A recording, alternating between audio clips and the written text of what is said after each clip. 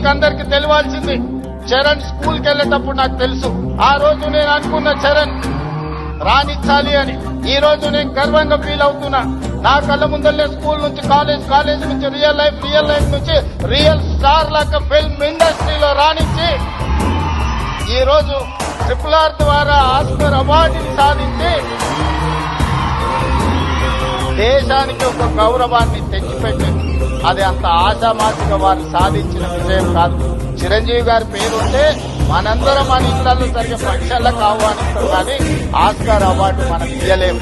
కష్టపడ్డాడు కాబట్టి, రాణించిండు కాబట్టి ఈ రోజు ప్రపంచమే ఆస్కార్ అవార్డు ఇచ్చి ఒక యువమిత్రుణ్ణి గౌరవించింది. మరి దానికి కారణం కఠోరమైన దీక్ష, పట్టుదలతో ఆ రంగంలో రాణించడం. అందుకే మీ అందరికీ ఈ రోజు సినిమాలలో వాళ్ళు పోషించే పాత్రలు కాదు, రియల్ వాళ్ళ లైఫ్ ని ఆదర్శంగా తీసుకోండి. వాళ్ళు ఎంత కష్టపడి ఇక్కడికి చేరుకొని ఉండొచ్చు.